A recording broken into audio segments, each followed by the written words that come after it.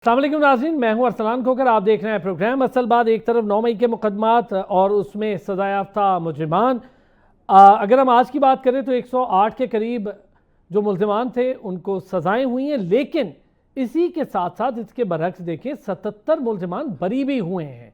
तो जो बरी हुए हैं और जिनको सज़ाएं हुई हैं, तो कहीं ना कहीं कुछ बैलेंस है, मौजूद है, सज़ा और जज़ा का निज़ाम मौजूद है। ऐसा नहीं कहा जा सकता कि सज़ा हुई है तो जो बरी हुए हैं उनकी हम बात ही ना करें, वो सिरे से मौजूद ही नहीं, गायब है। ऐसा नहीं हो सकता। आज इस पर भी बात करेंगे ज़रा कि क्यों इस तरह के ख्यालात या इस तरह का प्रोपेगेंडा या इस तरह की बात डेवलप की जा रही है। लेकिन फोरम्स भी मौजूद हैं, जिन्हें सज़ाएं हुई हैं उनके लिए अपील के फोरम्स भी मौजूद हैं।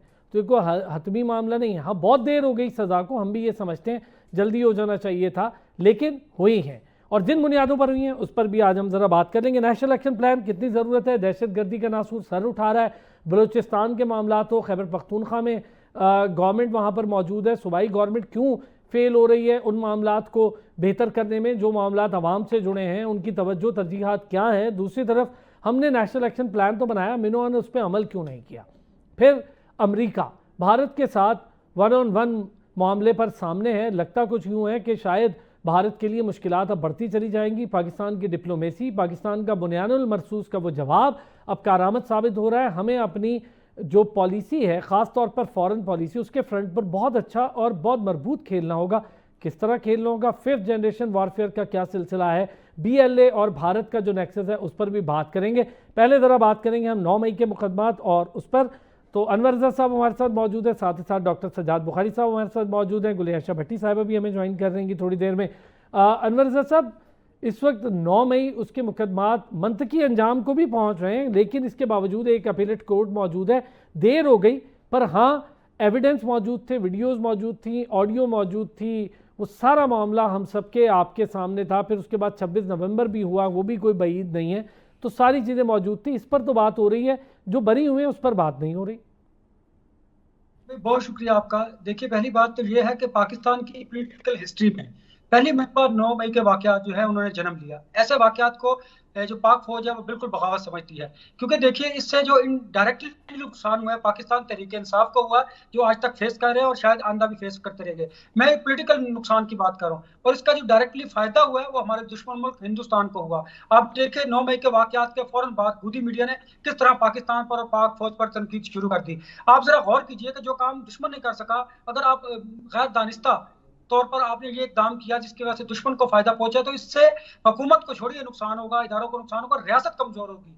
जब रियासत कमजोर होती है तो फिर आपकी रियासत कमजोर होने से आपके मुल्क की तामीर और तरक्की रुक जाती है, इदारे तबाह हो जाते हैं, दुश्मन मुल्क वहां पर इंटरवीन करता है। आप देखिए ना, पहले ही KPK में, बलोचिस्तान में हिंदुस्तान किस तरह पाकिस्तान को डिस्टेबलाइज करने के लिए कोशिशें कर रहा है, इकदाम कर रहा है, बिलियन ऑफ डॉलर्स की स्पेंडिंग कर रहा है। अब आते हैं अदालती निजाम की तरफ, जहां पर इन लोगों को एविडेंस की बुनियाद पर सजाएं हुई है, वहां पर लोगों को छोड़ भी दिया गया है, वहां पर सजाएं नहीं भी हुई।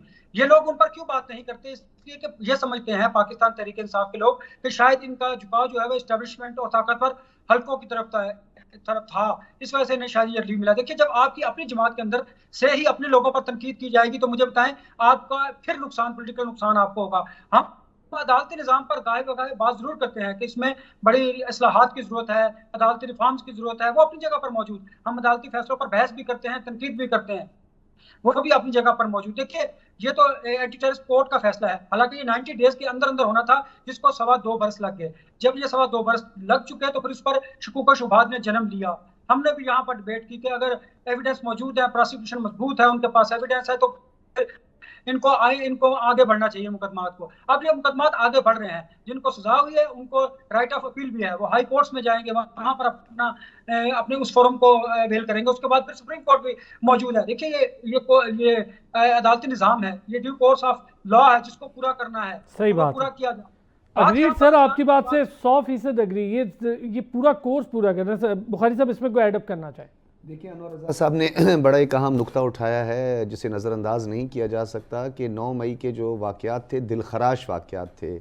आइनी इदारों पर, शहदा के सिंबल्स पर, उनकी निशानियाँ जो कि हमारे सपूत हैं, जो हमारे जांबाज हैं, जिनका ज़िक्र जो है वो इंडियन पार्लियामेंट और लोकसभा में भी होता रहा है कि उन्होंने किस तरह पाकिस्तान के दिफा के लिए जो अपनी जानों का नजराना पेश किया है, उन शहदा की जो उन्होंने तजलील में कहूँगा मैं, इस हद तक भी बात करूँगा, यानी इतना बड़े जुर्म का इर्तकाब किया है, तो ऐसे लोगों को सज़ा के अमल से न गुजारना जो है वो जुर्म को मज़ीद तक़वियत बख्शने का बायस है। बड़ा आम नुक्ता अनवर रज़ा साहब का कि इस 9 मई के वाक़यात के बेनिफिशरी हमारे दुश्मन हैं। हमारे दुश्मन का जो एजेंडा है उसको तक़वियत दी गई है इस अटेम्प्ट से, बल्कि हिंदुस्तान के अंदर ये बार बार मुख्तलिफ टॉक शोज़ में मैं भी सुनता रहा हूँ, और उन्होंने कहा है, उन्होंने ये कहा है वो वाली सरकार सही थी, वो हुकूमत सही थी, और वो लोग ठीक थे जिन्होंने आप लोगों पे हमले किए थे। तो इसके कहने का मकसद ये है कि कहीं ना कहीं ताने बाने भी मिले हुए हैं, बहुत सारी चीज़ों की हमें मज़ीद डेप्थ में जाके इन्वेस्टिगेशन करने की ज़रूरत है।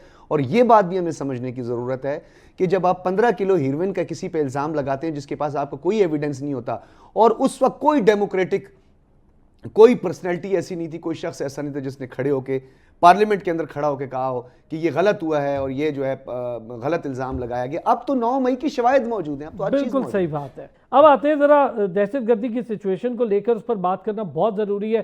गुले आयशा भट्टी साहिबा, ख़ास तौर पर भारतीय फंडेड दहशतगर्दी न सिर्फ हमारे लिए, अब इस खित्ते के लिए नासूर बनती चली जा रही है। अमेरिका से भी मुंह की खानी पड़ी, अमेरिकी अदालत के भी कुछ फैसले आए, वो भी आपने देख लिए सिख रहनुमाओं को लेके। कनाडा के अंदर जिस तरह से सिख रहनुमाओं की कत्लो गारतगिरी या फिर उनकी कत्लो गारतगिरी के प्लान बनाए गए रॉ की तरफ से, वो भी हमने देख लिए। कुलभूषण यादव भी हमने देख लिया, चाबहार ऑपरेशन भी हमने देख लिए भारत के।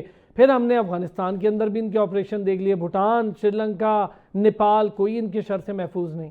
थैंक यू अरसलान, आप बिल्कुल ठीक कह रहे हैं कि इस वक्त जो इंडिया की जो सिचुएशन है ना, वो बहुत सीरियस ह्यूमिलेशन फेस कर रहा है अपने डिप्लोमेटिक फ्रंट पे भी, और बहुत सारे सीरियस क्वेश्चंस को वो एड्रेस भी करने की कोशिश कर रहा है अपने पॉलिटिकल एंड पे भी। आपने देखा पार्लियामेंट में जो एड्रेस था उसमें भी उनसे बहुत सारे क्वेश्चंस पूछे गए मोदी गवर्नमेंट से, जिसका वो जवाब नहीं दे सके।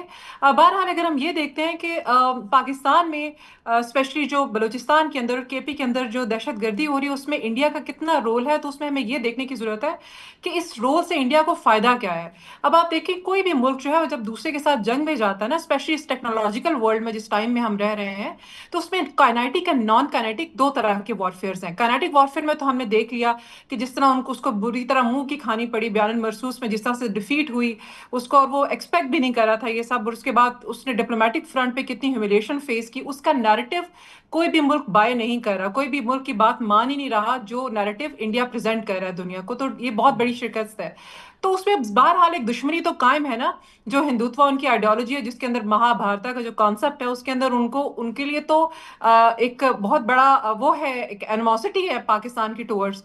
तो फिर वो नॉन काइनेटिक फ्रंट पे आता है। नॉन काइनेटिक फ्रंट वो होता है जिसके अंदर आप एक मुल्क के अंदर इस किस्म की तहरीकें जो है उनको फंडिंग करना शुरू करते हैं, जो अल्टीमेटली उस मुल्क की, उस रियासत की एग्जिस्टेंस के लिए खतरे का बायस बन जाती हैं। और ये जो इंडिया की प्रेजेंस है ये आज से नहीं है, ये हमेशा से चलती आ रही है। जब से पाकिस्तान बना है तब से हमने देखा है कि जहां जहां पे भी कहीं पे ऐसी कोई इख्तलाफात आ रहे हैं कहीं पे सूबाई लेवल के ऊपर, तो वहां वहां पे आपको नजर आता है कि ऐसे एलिमेंट्स को हवा दी जाती है, फंडिंग करता है इंडिया इसकी। और कुछ ना परसेप्शन भी ऐसी बना दी जाती है कि शायद ये बहुत बड़ा मसला। आप देखें कि सूबों में ना इख्तलाफात या डिफरेंस ऑफ ओपिनियन होना ये बहुत नॉर्मल बात है। जब आप एक फेडरेशन या फेडरल फॉर्म ऑफ गवर्नमेंट में जाते हैं तो ये हर जगह पाया जाता है। अमेरिका भी अपनी 50 स्टेट्स को ऐसे ही हैंडल कर रहा है। और अगर कहीं डिफरेंस ऑफ ओपिनियन हम पाकिस्तान में भी रियासत का बाकी सूबों के साथ आता है तो ये एक नॉर्मल बात है। लेकिन उसमें अगर आप सेपरेटिस्ट इदारों को फंडिंग करना शुरू करें तो इसका मतलब है आप वो एक तेल जलती पे तेल का काम हो रहा होता है। अब इंडिया में आप देखें कि 18 रियासतें ऐसी हैं जिनमें एक्टिव इंसर्जेंसी चल रही है, लेकिन वो उसकी कभी बात नहीं करेंगे। जहां पे भी बात आ रही है, जो भी नैरेटिव बिल्ड करते हैं, वो बलूचिस्तान पे आ जाता है। हालांकि उस बलूचिस्तान से बहुत ज्यादा ग्रैंड लेवल के ऊपर वो 18 तहरीकें, लेकिन उसकी बात नहीं की जाती है। अब आप ये भी देखिए कि इंडिया में जो एकेडेमिया बैठा हुआ है ना, जैसे मैं खुद एकेडेमिया से बिलोंग करती हूँ, तो मैं देखती हूँ कि उस एकेडेमिया जो स्पेशली वो इंडियंस जो बाहर बैठे हैं इंडिया से, वो भी इसके ऊपर बात भी करते हैं, वो क्रिटिसिज्म भी करते हैं स्टेट की पॉलिसीज को। जैसे अविनाश पलेवाल हैं, वो सीनियर प्रोफेसर हैं यूनिवर्सिटी ऑफ लंदन में। उन्होंने पाकिस्तान, इंडिया और अफगानिस्तान इसके ऊपर उन्होंने जो बुक लिखी है उसमें उन्होंने मेंशन किया है कि कहाँ कहाँ पे इंडिया जो है वो सेपरेटिस्ट इदारों को, BLA को, इनको फंडिंग करता रहा है बलूचिस्तान के अंदर, just to make Pakistan weak. Better to call them terrorist not separatist. Yes, yes बिल्कुल टेररिस्ट। तो अब ये फंडिंग जो है वो इवेंचुअली अब आप देखें इंडिया इससे क्या हासिल करना चाह रहा है। वो कह रहा है कि मुझे काइनेटिक फ्रंट के ऊपर भी मुझे बहुत ह्यूमिलेशन फेस हुई है, बहुत बड़ी डिफीट थी ये। फिर आप देखें डिप्लोमेटिक फ्रंट पे भी बहुत बड़ी डिफीट थी। तो अब क्या कहते हैं कि वो तीसरा फ्रंट जो नॉन काइनेटिक फ्रंट है, जहां पे आप परसेप्शन ऐसी बिल्टअप करते हैं, फंडिंग करते हैं, और आप फिर इंटरनेशनली इस तरह से एक परसेप्शन बिल्ड करते हैं कि ये तो यहाँ पे ह्यूमन राइट्स की वायलेशन हो रही है, हालांकि आप वहां पे दहशतगर्दी को हवा दे रहे हैं। आप being a member of SCO देखें आप, अब इंडिया की इस तरह की इन्वॉल्वमेंट जो है वो एससीओ की नजर में भी आनी चाहिए, बिकॉज एससीओ तो बात ही रीजनल टेररिस्ट एक्टिविटी के को काउंटर करने की बात करते हो। तो इंडिया की जो उसकी जो एक्टिविटीज है ना, ये उस एससीओ मेंबर्स भी ऑब्जर्व करें, चाइना को भी इस पे पता है, अब रशिया इसको जानता है। और जहां तक अभी आपने जब क्वेश्चन भी आप करे थे, तो उसमें आप यू वर टॉकिंग अबाउट कि किस तरह से नेपाल, भूटान और आसियान श्रीलंका, कंट्रीज है वो श्रीलंका, कितना तंग है। बांग्लादेश। वहां पे बाकायदा इंडिया आउट मूवमेंट चल रही है, बिकॉज इंडिया की उनके मुल्कों के अंदर रिजीम चेंज के अंदर उस मुल्क के अंदर सेपरेटिस्ट और टेररिस्ट ऑर्गेनाइजेशन को फंडिंग के इतने वाकयात हो चुके हैं कि ये सारे मुल्क इससे बहुत तंग हैं।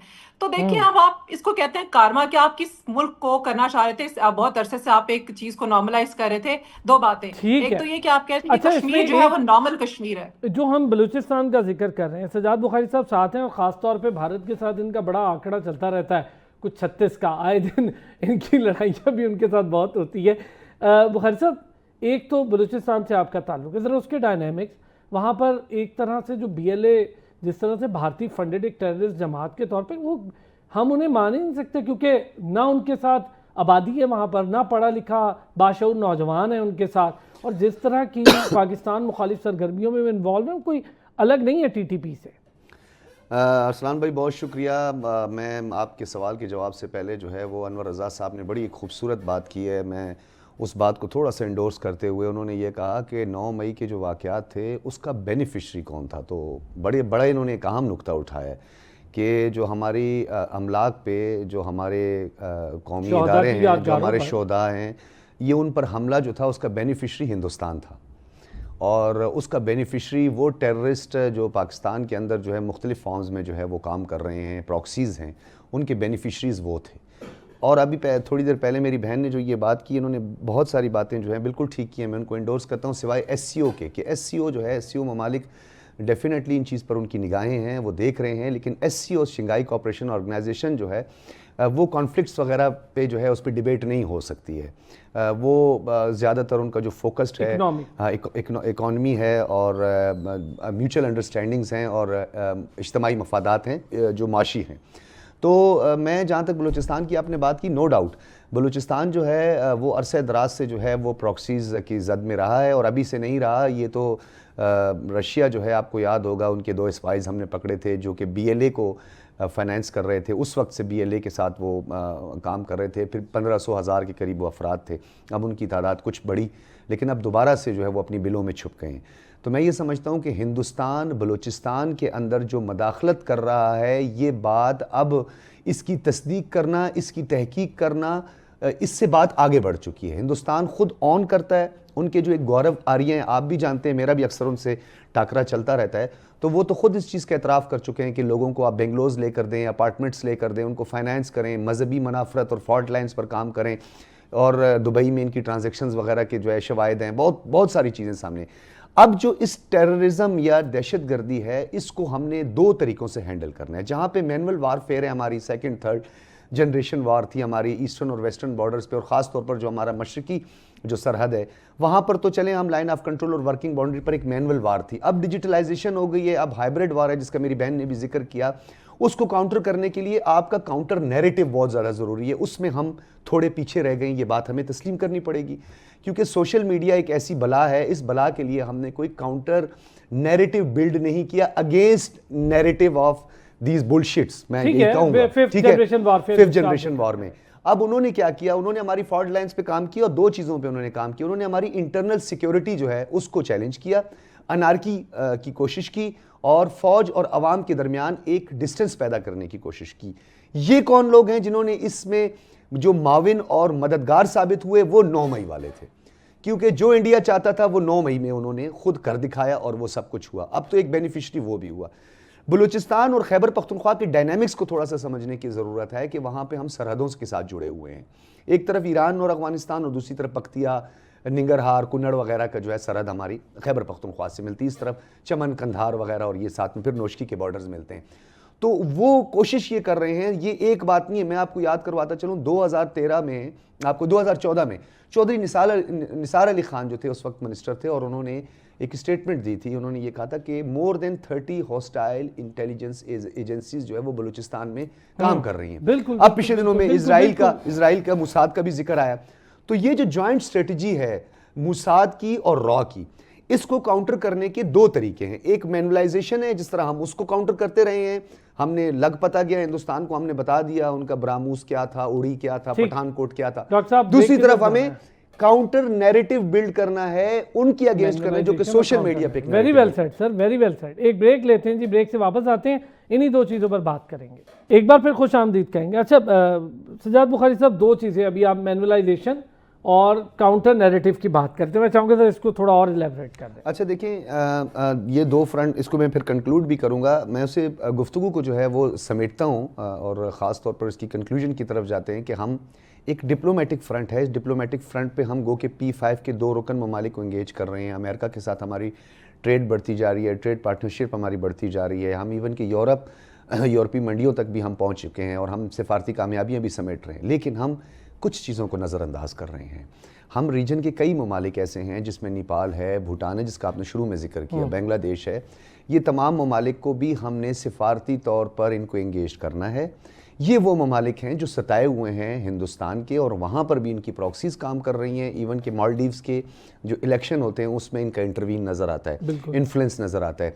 श्रीलंका में तमिल टाइगर्स वाला मामला जो था वो तो चलो महिंदा राजापक्से ने उसको कंट्रोल किया, एक बड़ा अच्छा उन्होंने एक वो सिस्टम। लेकिन हमें इन ममालिक को किसी सूरत में नज़रअंदाज नहीं करना। P5 के रुकन ममालिक अपनी जगह पर हैं, वो नो डाउट हमें उनकी ज़रूरत है, क्योंकि सिक्योरिटी काउंसिल में भी हमें उनकी ज़रूरत होती है। लेकिन हमें इन ममालिक को ज़रूर एंगेज करना है, इसे हम नज़रअंदाज नहीं कर सकते। ये ममालिक जो हैं सिफारती तौर पर हमें बहुत ज़्यादा UN में भी मददगार साबित हो सकते हैं। और ये एक चीज़, अब डिजिटलाइजेशन की जो मैं बात कर रहा था और मैनुअलाइजेशन की जो हम बात कर रहा था, अब ये काउंटर नैरेटिव ऐसा होता है कि लोहा लोहे को काटता है।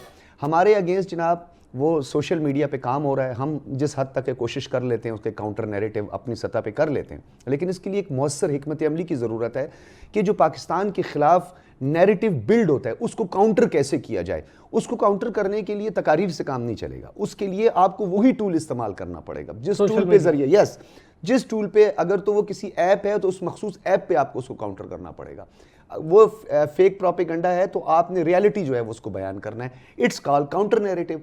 अब जो काउंटर नैरेटिव है उसके लिए एक स्ट्रेटेजी और हिकमत अमली होनी चाहिए। गो के काम हो रहा है, कुछ ताखीर ज़रूर हुई है, लेकिन ताखीर से जो है वो मामलात गंभीर हो सकते हैं। और जहाँ तक हमारी जो मैनुअलाइजेशन थी, हमने पहले करके दिखाया, हमने मुंह तोड़ जो है वो उनको जवाब भी दिया, उनकी प्रॉक्सीज को हमने पकड़ा। आप देखें बलूचिस्तान के अंदर मुतादिद गिरफ्तारियां हुई और उसके बाद उन्होंने इकरार किया कि हमें बताया गया कि हम तो ये काज के लिए काम कर रहे हैं, लेकिन बाद में पता चला कि भाई ये तो हिंदुस्तान इसके लिए फाइनेंसिंग कर रहा है और हम पीछे हट गए। तो मैं ये समझता हूँ कि अब पूरी दुनिया जो कि वॉर ऑन टेरर की बात करती है, दुनिया में दहशतगर्दी और इंतहा पसंदी का खात्मा करती है। अरसलान भाई ये बड़ा अहम नुक्ता है। अगर तो आपकी विल है, आपकी इंटेंशन ये है कि दुनिया में दहशतगर्दी और इंतहा पसंदी को का खात्मा हो, तो फिर हिंदुस्तान जो है उसको सर फहरिस्त रखें, जो कि दहशतगर्दी, इंतहा पसंदी world wide recognised terrorist state बन चुकी है, जो कि कनाडा और अमेरिका, जिसका आपने भी जिक्र किया, इस पूरे खित्ते में आतंकवाद बना चुका है। वो हिंदुस्तान अब आतंकवाद बन चुका है। क्लियर है, हर चीज क्लियर। तो अब जो ताकतवर ममालिक हैं, अमेरिका जैसे ममालिक हैं, जो कि कह रहे थे कि वॉर ऑन टेरर यानी दहशतगर्दी के खिलाफ जंग, दहशतगर्दी और इंतहा पसंदी, तो जो मुल्क आपका अलाई बना हुआ है, जिसके साथ आप पार्टनरशिप करते हैं, जिसके साथ आपकी ट्रेड पार्टनरशिप, वही मुल्क दहशतगर्दी और इंतहा पसंदी को फरोग दे रहा है। तो आप खुद ही दहशतगर्दी और इंतहा पसंदी को फरोग भी दे रहे हैं और उसके खात्मे के लिए जो है बिलियंस ऑफ डॉलर्स भी आप लगा रहे हैं। बहुत अच्छी बात है। ये बिल्कुल वैसा ही है जैसे आप एक सांप पाल रहे हैं इसराइल की शक्ल में, उसको पैसे भी दें, उसको इक्विप भी करें और फिर वो दहशतगर्दी भी करे, फिर आपके दहशतगर्दी खत्म होनी चाहिए। अनवर रज़ा साहब, बड़ी अच्छी डॉक्टर साहब ने बात की, एक मैनुअलाइजेशन की, दूसरा काउंटर नैरेटिव की, तीसरा हम ज़रा अब डिस्कस कर रहे थे बलूचिस्तान सिचुएशन। कोई ऐसा अनोखा काम नज़र नहीं आ रहा, वही सारा पैटर्न है जो भारतीय पैटर्न है फंडिंग का, जो बाकी मुल्कों में भी होता है, हमारे यहाँ भी होता है, हमारा तो बहुत ज़्यादा है। बलूचिस्तान के हवाले से जिस तरह डॉक्टर साहब ने बताया, मैंने भी वहाँ पे बड़ा विजिट किया, फ्रीक्वेंटली विजिटर हूँ। हमें वहाँ पे इंटरनल और एक्सटर्नल जो प्रॉब्लम्स है उनको समझने की जरूरत है। हम जो एक्सटर्नल प्रॉब्लम्स है उस पर तो बहुत जोर दे रहे हैं और डेफिनेटली देना भी चाहिए। देखिए ना, हमारे पास ऐसे ऐसे डोजर्स भी मौजूद है, नाकाबिले तरदीद शवाहिद मौजूद है जिसमें हिंदुस्तान ने बलूचिस्तान के अंदर दरअंदाजी की, बिलियन ऑफ डॉलर स्पेंड किए। अच्छा, वहां पर जो आप बयानी की बात करते हैं, हमारी जो नौजवान नस्ल है बलूचिस्तान की, उनको डिस्टेबलाइज करने के लिए, ज़हनी इंतशार पैदा करने के लिए उनको फंडिंग की जाती है, उनको स्कॉलरशिप दिए जाते हैं, फिर उनकी ब्रेन वॉशिंग की जाती है। आप देख रहे हैं कि बलूचिस्तान की जो यूथ है वो हमारी उसमें बड़ा इंतशार पाया जाता है, वो बड़े उनके गिले शिकवे हैं। ये तो एक्सटर्नल प्रॉब्लम है। इंटरनल प्रॉब्लम क्या है कि हमने वहां पर अगर इकोनॉमी हमने स्पेंड किया है तो हमने सरदारों के जरिए, हमने कॉमन मैन को नहीं पूछा। वहां पर जो एल्डर्स आते हैं वही हुकूमतें करते हैं, वही गुजरा होते हैं, वही वज़ीर आला होते हैं, वही इस्टेब्लिशमेंट की आंखों का तारा होते हैं। मेरा ख्याल है कि हमें जो इंटरनल प्रॉब्लम है उस पर हमें यूथ को एंगेज करने की जरूरत है। ये हमारा बड़ा एहसास है। दूसरा एक चीज़ अनवर भाई मैं चाहूँगा, आपने अब जिक्र कर दिया सरदारी निज़ाम का, बड़ा ज़रूरी है इस पर बात करना सर। ये ज़रा मेरा ख्याल है अब जो पढ़ी लिखी वहाँ पर कौम मौजूद है ना, उसको भी चाहिए पूछे अपने सरदारों से कि भाई पैसा तुम लेते हो, काम तुम्हें करना चाहिए, असेंबलियों में तुम बैठते हो, हर चीज़ के हुकूक हैं तुम्हारे पास, यानी बलोचियों के पास सारे हुकूक हैं, बलोचिस्तान के ही सरदार है, को बाहर से आके थोड़ी कर रहा सरदारी, उनसे भी सवाल करने चाहिए। अरसलान देखिए, वो सवाल क्यों कर नहीं करते? एक तो वजह यह है कि अगर रियासत और स्टेट का हाथ होगा उन पर तो फिर वो डेफिनेटली सवाल भी सरदारों से पूछेंगे। देखिए, वहां पर सवाल पूछने वाले को मार दिया जाता है। अगर रियासत का हाथ होगा आम आदमी पर तो कानून की अमलदारी होगी, तो फिर इस तरह के क्वेश्चन जो है वो पूछे जाएंगे। लेकिन इसका मतलब यह नहीं कि वहां पर नौजवान अब सवालात नहीं पूछते। नौजवान सोशल मीडिया के जरिए, जिस तरह डॉक्टर साहब ने जिक्र किया, सवालात पूछते हैं, जवाब मांगते हैं।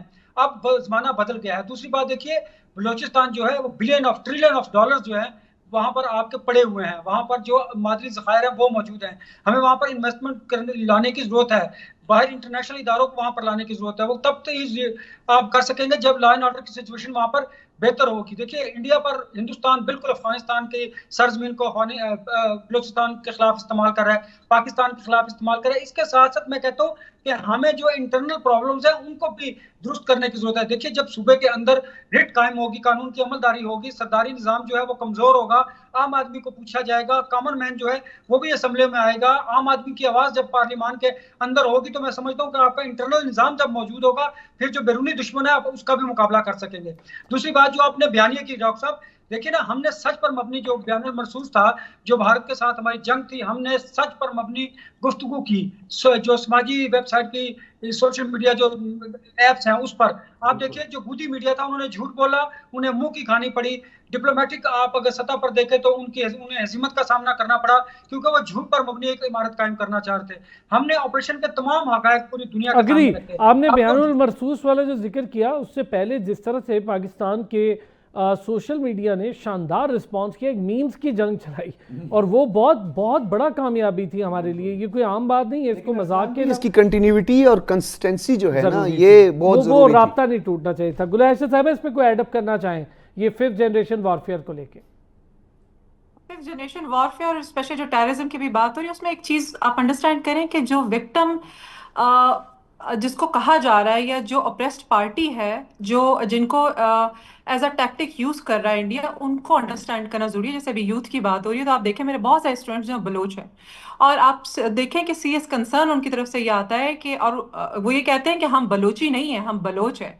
बलोच हमारी जुबान का नाम है, लेकिन जब आप हमें ये कहते हैं ना कि ये बलोची क्या कहेगा, तो हम बलोची नहीं है। तो वो ये कहते हैं जब आपको ये नहीं आइडिया कि आप हमें किस नाम से बुला रहे हैं, तो आप हमारी अंडरस्टैंडिंग कैसे आप हमारे साथ डेवलप करेंगे। तो ये चीज़ें हमें बहुत माइनर लगती हैं, लेकिन इसको अंडरस्टैंड करना बहुत ज़रूरी है कि छोटी छोटी बातें वो समझते हैं, फील करते हैं, और उसके ऊपर हमारी उनके साथ म्यूचुअल अंडरस्टैंडिंग होना ज़रूरी है। सेकेंडली, डॉक्टर साहब बात करते हैं एससीओ की, तो अभी एससीओ की जो रिसेंट मीटिंग हुई है उसमें भी जो इंडिया है उसने ये पॉइंट रेज किया, क्योंकि बलूचिस्तान की बात हुई है उस एससीओ की मीटिंग में। तो इंडिया के जो फॉरेन मिनिस्टर उन्होंने कहा कि आप पहलगाम का जिक्र नहीं कर रहे हैं, लेकिन चाइना और रशिया कॉन्टिन्यूसली बलूचिस्तान की बात कर रहा है। क्योंकि देखिए, एससीओ जब बनी थी तो वो दैट वाज वो उस वक्त 9/11 के बाद की वो सारा सिनेरियो चल रहा था, और बेसिकली इसका मकसद जो है वो काउंटर टेररिज्म है। इसके अंडर रैट एक ऑर्गेनाइजेशन है जो कि regional terrorist activity, non terrorist activities जो है उसको डील करती है। उसके अंदर पाकिस्तान में 5 के करीब उसके एक्टिविटीज पाकिस्तान होस्ट कर चुका है along with Russia and China. तो इसको देखें कि बेसिकली ये अब देखें, जो चाइना है और जो रशिया है, दोनों में जो सूबे उनके मिल रहे हैं सेंट्रल एशिया के साथ, वो मुस्लिम पॉपुलेटेड है। तो उनको भी ये डर है कि जो टेररिस्ट एक्टिविटीज जो फंडेड हो रही हैं इंडिया की तरफ से, और इंडिया के साथ इंडियन अलायंस जो नहीं चाहते सीपैक डेवलप हो, तो अल्टीमेटली वो फैलती फैलती वो रशिया और चाइना तक जाएगी। आपने देखा लास्ट ईयर रशिया पे के जो उसके चर्च पे अटैक हुआ, और देवर आईएसएस खुरासान के लोग थे और वो आई सेंट्रल एशिया से थे, कनेक्शन उनका अफगानिस्तान था। तो ये इन रशिया और चाइना ने जब एससीओ डेवलप किया था, तो उनका मेन पर्पस ये था कि आईएसएस खुरासान और ऐसी कोई रीजनल एक्टिविटी जो अफगानिस्तान से उठे और हमें डिस्टर्ब करे। तो जब तक हम ये अंडरस्टैंड नहीं करेंगे कि इस रीजन का प्रॉब्लम है ये टेररिज्म, ये सिर्फ पाकिस्तान का प्रॉब्लम नहीं है। अगर आप एससीओ आयशा साहब अगर आप बहुत अच्छे, डेवलपमेंट ये करना आपने चाह रहे बड़ा हैं, कोई अच्छी भी बात रीजनल कही। एक्टिविटी। अच्छा, फिर हम जो कहते हैं ना कि कॉपरेशन थ्रू पीस, तो पीस जब तक नहीं होगा तो जाहिर है उसकी तो पीस का तो किलर टेररिज्म है। तो पीस नहीं के लिए सबसे पहले कॉपरेशन और पीस के लिए टेररिज्म को ख़त्म करना है या उसको मारना होगा। एक छोटा सा ब्रेक लेता हूँ, वापस आता हूँ, इस पर भी बात करते हैं। ज़रा अमरीकी सदर और उन्होंने बड़े अहम फैसले ले लिए हैं भारत को लेकर, ज़रा उस पर भी बात करते हैं। एक बार फिर खुश आमदीद कहेंगे। गुले आयशा साहब, चूँकि वक्त कम होगा, मैं चाहूँगा ज़रा डोनाल्ड ट्रंप ने जिस तरह से टैरिफ का मामला एक उठाया और जिस तरह से पाकिस्तान के साथ एक मुश्तरका काविशों को आगे बढ़ाया और फिर हमारे उनके साथ इकनॉमिक टाइज बेहतर हो रहे हैं, हमारे लिए तो अच्छा है। और हम वाहिद मुल्क होंगे जो चाइना को भी साथ लेके चल रहे हैं इस टाइम, रशिया को भी साथ लेके चल रहे हैं, अमेरिका को भी, और किसी को एतराज़ भी नहीं है इस रोल से। उसकी वजह यह है कि हम अमन के साथ चल रहे हैं। बिल्कुल ऐसे ही, और ये बड़ी ही अच्छी, बड़ी बैलेंस्ड हमारी डिप्लोमेसी है। मुझे लगता है कि ये हमें इसी को ही कंटिन्यू करना चाहिए, जिसमें आप किसी भी रीजनल प्लेयर को, किसी भी इंटरनेशनल प्लेयर को नाराज नहीं करें, बल्कि आप म्यूचुअल अंडरस्टैंडिंग से मैक्सिमम आउटपुट लेना चाह रहे हैं, मैक्सिमम इंटरेस्ट लेना चाह रहे हैं। यहाँ पे वो बात है कि पाकिस्तान को डिप्लोमेटिक आइसोलेशन में इंडिया डालना चाहता है, लेकिन अभी खुद ये हाल है कि मुसलसल उसको क्रिटिसिज्म का सामना करना पड़ रहा है, स्पेशली ट्रंप गवर्नमेंट से। उसकी रीजन ये है कि ट्रंप ने 29 टाइम्स ये कहा है कि मैंने इनकी सेटलमेंट करवाई है। There is no harm in saying that, because हमेशा इंटरनेशनल प्लेयर मीडिएटर का रोल प्ले करते हैं, और हमने उसको वेलकम भी किया कि बिल्कुल बहुत अच्छी बात है। लेकिन इंडिया जो बार बार डिनाई करना है, उस डिनाई से जो जो अमेरिकन गवर्नमेंट है ना, वो नाराज है, और वो उनको बार बार क्रिटिसाइज, और ये चीज समझ नहीं आ रही कि आप डिप्लोमेटिक टेंशन में है तो ये नीड टू सरेंडर। इस वक्त आप अब ये नहीं कहेंगे कि नहीं ऐसा नहीं हुआ था, हकायक जो है उनको मानना बहुत जरूरी है। और जो इंडियन नैरेटिव है उसको कोई बाय नहीं करा। एक और बात भी आप देखें कि इस वक्त पाकिस्तान का जो नैरेटिव है वो इंडियन अमेरिकन नैरेटिव के साथ बैलेंस में है।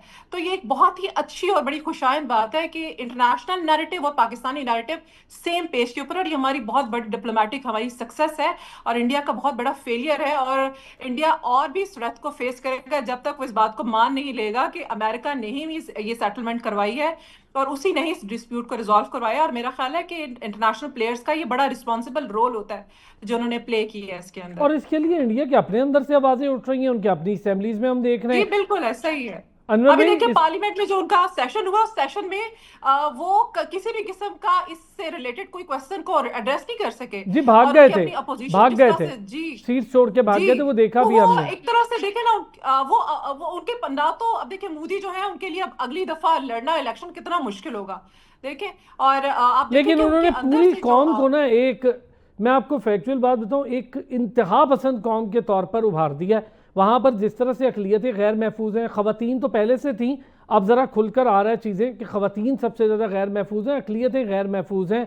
वहाँ पर किसी को उनकी इबादत गाहों में जाने की इजाज़त नहीं है। उसके बरक्स ज़रा पाकिस्तान की जो हमारी शानदार हिंदू कम्युनिटी है उसको देखिए, वो कितना खुलकर पाकिस्तान की तारीफ़ करती रही। उन्होंने बताया भी कि जी किस तरह से पाकिस्तान में लाइफ बेहतरीन और गुजार रहे हैं। हमारे तो असेंबलियों में बैठे हैं। अनवर साहब, ये जो अमरीकी सदर और ख़ास तौर पे उन्होंने भारत पे जिस तरह तनकीद के साथ साथ टैरिफ आयद किया, कोई नई मूव है ये और हमारे लिए रीजनल कैरेक्टर बढ़ गया? देखिए पाकिस्तान की इंपॉर्टेंस हमेशा से इस खत्ते में रही है, क्योंकि पाकिस्तान ने 2 दहाइयों से दहशतगर्दी के खात्मे के लिए जो किरदार अदा किया वो दुनिया भर ने देखा।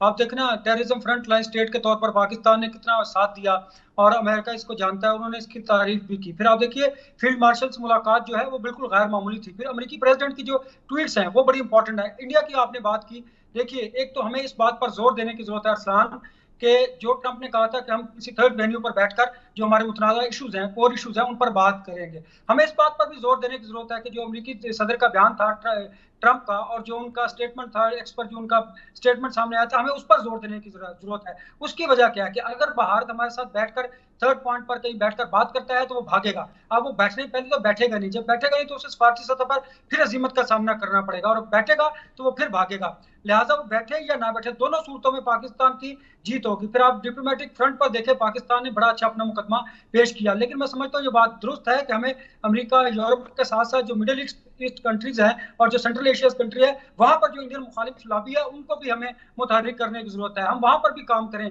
हम फॉलो अप नहीं करते, हमें फॉलो अप करने की जरूरत है। देखिए, बनानुल मरसूस का जो ऑपरेशन कामयाब हमारा था, उस पर हमें फॉलो अप करने की जरूरत है। और देखिए, ट्रंप अब खुलकर इंडिया के खिलाफ बात कर रहा है। उन्होंने कहा कि 25% टैरिफ देगा, टैरिफ नहीं देगा तो यकम अगस्त से भारी जुर्माना किया जाएगा।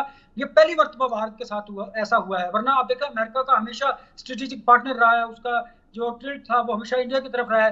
हालांकि पाकिस्तान ने कुर्बानियां दी हैं, पाकिस्तान के 70,000 से ज्यादा शोहदा हैं, $बिलियन की हमने यहाँ पर हमारा नुकसान हुआ है। हमें उसको उस पर भी बात करने की जरूरत है। फिर देखिए ना, चाइना के साथ और मिडिल ईस्ट के जो कंट्रीज हैं, ईरान है, अफगानिस्तान है, हम जिस तरह अपने हमसाया ममालिक को साथ लेकर चल रहे हैं, हमारी डिप्लोमेटिक जो फ्रंट है वो बहुत हम अच्छे तरीके से उस बिल्कुल पर ठीक खेल बात रहे हैं। है। लेकिन और कश्मीर का मसला भी उजागर हो रहा है अनवर रज़ा साहब। कश्मीर का मामला एक बार फिर उस सालिसी की सूरत में उजागर हो रहा है, जिसको भारत अपनी दहशतगर्दी या धौंस या फिर एरोगेंस के जरिए तबाह करने की कोशिश में था, वो हो नहीं पा रहा उससे।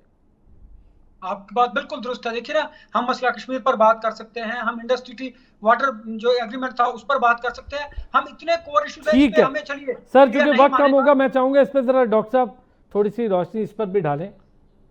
देखिए, एक शेर के साथ जो है हमारा तकिया होता है बाज़-औक़ात बहुत सारे ममालिक पे, तो दिल नादान ने फिर एक बार धोखा खाया है, आजमाए हुए को फिर से आजमाया है। एक तो ये हमारी एहतियात होनी चाहिए, हमें मोहतात रहना चाहिए, क्योंकि कुछ इंटरनेशनल नूरा कुश्ती भी होती है, उस इंटरनेशनल नूरा कुश्ती से भी हमें बचना चाहिए। वो तस्वीर का या सिक्के के दो रुख होते हैं, उसको समझ के हमें अपना इंटरेस्ट जो है उसको आगे रखना होगा।